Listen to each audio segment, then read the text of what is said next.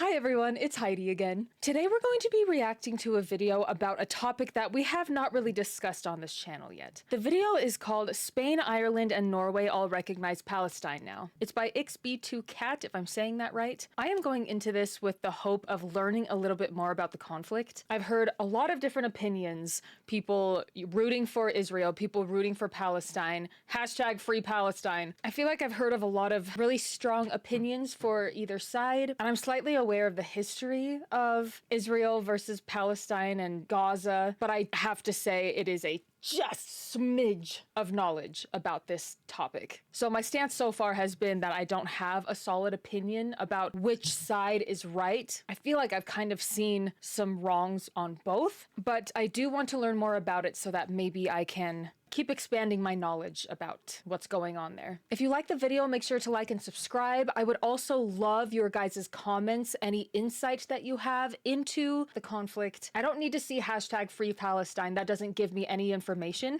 or any real insight into why you feel that way. But if you have any kind of actual thoughts about what's happening, I would love to hear them. So let's do this. Hello, I'm Toycat and welcome back to another second channel video. This is going to be a controversial but important one because it involves this region of the Middle East where there is somewhere between 1 and 2 countries. In fact, a few new countries, Ireland, Norway and Spain, have just said that they think there are 2 countries in the area by recognizing a second state. This is a very, very big deal, but why exactly would they decide to do this right now, and why would they bring up the list of countries that do recognize it into this many? It is seriously a large portion of the world. Well, let's talk about international recognition and what it really means, because regardless of which side of this conflict you're on, I think it's interesting to learn more about the state of international recognition, something which is just a given for the vast majority of countries. Whether you love or hate what's happening in Finland, you don't disagree with the existence of Finland, and even in countries where objective atrocities happen, like in Yemen, you don't say that Yemen isn't real, even if you don't like what the Saudis are doing there perhaps. You wouldn't say that Saudi Arabia isn't real. There are lots of countries on the planet, and countries do good or bad things, or realistically good and bad things,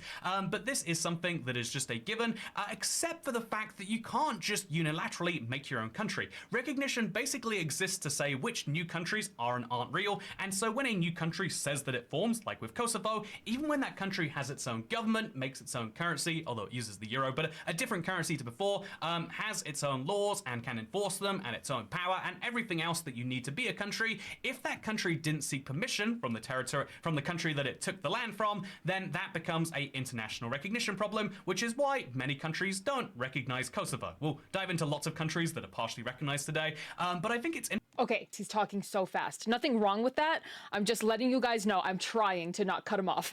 I think that's really interesting that he's bringing in the country recognition aspect, kind of aside from, you know, whether we think that the country or territory or region is doing the right thing or not. That's very fascinating. And that is something that I thought about when I saw the title of this video. Yeah, sure, Spain, Ireland, and Norway recognize Palestine, but does Israel recognize Palestine? Because that's where Palestine started, right? But all right, let's continue. I'm excited to learn more about this. Interesting to say that, yeah, Kosovo might be real in the sense that, like, if you were to try and decide as a person, but on an international level, you have to decide not just what makes sense, but also what helps further your goals as a country and furthers maybe the goal of global peace, which is what people are talking about when it comes to Israel and Palestine. So Ireland, Norway, and Spain have said that they are doing this not as a decision against Israel, but in favor of, in support of peace. This is something that Israel said, we are angry at. They said that this will lead to instability in the region, and even recalling its ambassadors to all 3 countries. They went a step further, and they didn't just take their ambassadors home from these 3 places, but they also took the ambassadors of those 3 places to Israel and said that they will be summoned for reprimand talks, during which they'll be shown a video of the abduction of female. It makes you sound a little bit crazy when you do that, unless, and this is where the kind of debate comes from, because there are somewhere between 1 and 2 countries. Something I say about this area, because obviously the goal at the start was when they made a new country there to have the existing people also get their own country too. This is something which sort of started to happen, except then didn't. And so Israel is now undoubtedly has its whole own government and infrastructure, but the other country in there, the Palestinian state, is kind of hampered in so many ways. One of those ways is that it's split into two. One of those places that it's split into two, the West Bank, then has a lot of places where they don't militarily control it, and the other place has the problem of not being allowed to control its own airports, not being allowed to issue its own internationally recognized passports. They are the largest group of people without a proper, formally recognized state, and as a result, some people call it a prison even, which means that trying to make a country from it is a big nightmare. In fact, it's not only not a country in all of those senses, but they last held an election in 2006 and haven't had one since because of some people that got elected there instead. And so it's a very weird place to try and describe as a functioning country. Really quickly, I'm not super familiar with this, obviously. I know that Palestine, I can see that trying to become a country, the West Bank, I should specify. Are they also trying to make Gaza a country? Or are they saying that they want the West Bank and Gaza to both be the same country? Or are they trying to be separate? It doesn't make a ton of sense to me to have Gaza and the West Bank be the same country, but very separated that way. But I don't know exactly if that's what he's saying or if that's what the goal is here. Educate me, please. When compared to its neighbor next door, which is why there is some controversy, because the reason that it can't make itself a state, the reason it can't do all of those things, is arguably because of that neighbor. If you were to look at the world right now today and say that was the starting point, you could make a country from these places, you could make it all work, but a lot of people do have the issue of what happened in the past, quite rightfully so. Not just wanting to say, like if you set the starting point as right now, it feels a little unfair to some people, and that is why there is a big debate about who should recognize one or two of these states. If you were in favor of just recognizing Israel, the most charitable take I could explain is like, well, right now there is not a state capable of governing itself. One day Israel might be able to help build one, and maybe the world can help to build a place for these people to live where they can have their own government, make their own freedoms, etc. Whereas for the people who recognize Palestine, and maybe not even Israel, their strongest take is like, no, this was all their land at some point. Some people would say they deserve it all, but I think most reasonable people would say this is their land. They deserve the right to do what they want with it. You can't control their airspace, and you can't destroy their airports and decide whether they get passports or not and when they can move in and out of their country, because it's meant to be their country. Give it back to them, which gets really, really messy when you look at the borders between these places and how they split between cities in some places. It gets really messy when you look at the fact that these people were given their own right to elections, and they elected people who then decided to suspend elections. It's something that becomes a really big problem, and it's something I want to come back to, but I think ultimately it's just worth saying that lots of countries recognize one or both of these states, and that isn't the bigger objective, that isn't the bigger thing holding back peace, but it is the bigger thing holding back one of these two places from getting their ultimate end goals. If you're Israel, I think the best end state for you in terms of safety is if there was one greater Israel and there was an autonomous Palestinian state inside of it where lots of things were done autonomously and some things were done by Israel as a whole. And if you were Palestine, the ultimate end state would be if you had as much of the historical lands as you could have back, as well as being able to fully control those in any way that an independent country would be able to. But that's what both sides are working towards, and let's compare it to international examples, because when talking about why would both these sides want international recognition, it might be more important to ask the question of what other countries are vying for this too. This is one of the most controversial issues on the planet, so when you're talking about it, you almost have to throw some politically charged language in there, which just isn't useful for learning, which is what I think this channel is all about. And so I figured we should instead talk about places like Kosovo. I briefly went into this earlier, but yeah, Kosovo is not recognized by all the countries in grey, because a lot of the countries in grey say, yeah, you can't just withdraw from a country, you've got to ask their permission and get it granted and have a referendum or something first. And obviously this is something which splits the world almost directly in two. It used to be about a third of the world recognized Kosovo and 2/3 didn't, but it's getting closer and closer to half, which is kind of fun, I guess.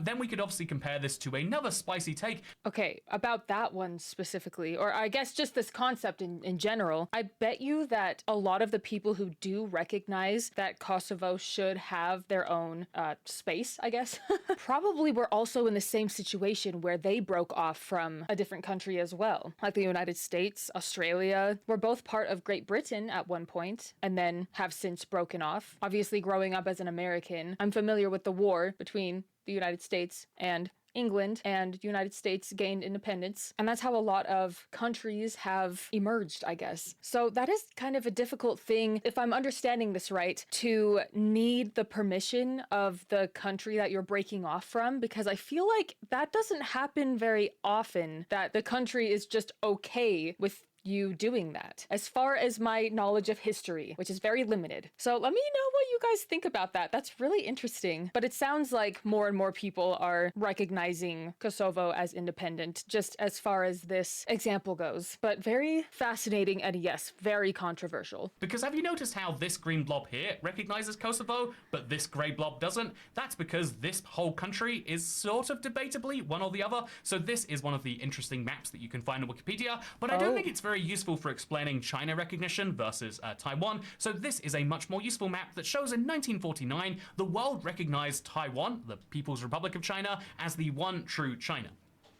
Both Chinas, Taiwan and China, say that you can't recognize both of us, you have to pick one or the other. And the world said, yeah, this is the rightful government, the people who, used to rule the country before that communist revolution, and only Russia and Mongolia and looks like North Korea kind of disagreed with that, as well as the Eastern Bloc. And then slowly over time, more and more Western nations start to agree that actually, you know what, maybe this People's Republic of China is the one true China. And eventually, as you go through this, and you look at the current day, there are 10 countries on Earth that recognize Taiwan, and seriously, it's like some tiny islands in the South Pacific, and it's a few Central American countries who admittedly are countries that have a backbone by saying, yeah, this is objectively there is a Taiwanese state independent to that of China. I think if you were to have a morally consistent stance, you'd say neither country is real or both countries are real. But if you are going to have the stance that most countries have, it's both countries are real, but we'll only officially recognize the one that's worth a little bit more money to us. Because, you can have back channel recognition to Taiwan. For example, Taiwanese passports are allowed to be used in a lot of the red countries, but it's not true recognition in lots of the ways that matter. So whatever countries are partially recognized, I think these are the big three. These are the big three contentious issues. Kosovo, Taiwan, and Palestine, but they're not the only three. Although I would have to say, if you compare China and Taiwan to that of, Palestine and Israel, China thinks that Taiwan can be a country or whatever, just a country inside of China that is ruled by China with defense done by China, which is kind of similar to what Israel is saying about Palestine. So if you want to have a parallel right there, I think a lot of people who believe in Taiwan would also believe in, I think there's a very interesting problem with the correlation there. Well, there shouldn't be one, but there sort of is. And so with that said, I think we should now move on to the next fun issue here, because after Taiwan, where else is partially internationally recognized, this is one that you might not think about a lot, but the Sahrawi Arab Democratic Republic, the SADR, the SADRs, if you will, that is currently marked on Google Maps as Western Sahara. Morocco says that it's Morocco. And what do the SADRs say? The SADRs say that this is our territory. They believe that it all should belong to them, but they only control the easternmost bits, the least useful bits, if we're being totally honest. And so all the countries in green recognize it, all the countries in red tried to recognize it, and then went back on it, because what is the benefit to them of recognizing this conflict? Ultimately, of all that, although Taiwan comes up a lot, Kosovo comes up a lot, and especially if you're having a political debate in your country and you want to distract from the issues that actually affect the people you're voting for, having a big discussion about what you want to do in the Middle East despite having no control there, that is a much more fun way to distract yourself from those things. Funny. And so I feel like Western Sahara just doesn't have any of that going for it. Interesting. It's an important conflict regarding hundreds of thousands of people and their right to self-determination, but it doesn't divide neatly down party lines, so people don't talk about it very much, and so nothing is really being done. And finally, I have one last fun little case, which is obviously the other state which is only partially recognized. Did you know there is this fun place called Israel? Israel, I guess. They must have typoed it right here. So there's this country called Israel, and a lot of places on the planet don't recognize Israel as being a valid place. And I want to talk about this briefly. By the way, did you know North Korea only recognizes Palestine? Why are they involved in that? Is it like a political thing? And this is something I want to say, because my personal opinion, now that we've gone through what I believe to be all the facts as I know them best, my personal opinion after looking at this whole conflict and how it's developed, the one thing that I would say has kind of changed to me as more and more countries recognize Palestine, and it looks like more and more will, is, when I look at this map, I look at it and I say, yeah, the countries in red are being so petty not recognizing Israel. There is clearly an Israeli state there, and the majority of the world agrees on it. Like, what are you achieving by pretending they don't exist? But it's getting closer and closer to that point being true for Palestine, and so I think at some point we have to say, yeah, there is clearly a Palestinian Authority of some control. It might be led by really unsavory people, but there are lots of countries right now that are led by unsavory, non-democratic people, but we wouldn't say they're not countries. Even if you disagree with a country's existence, it doesn't mean that you should pretend it doesn't exist,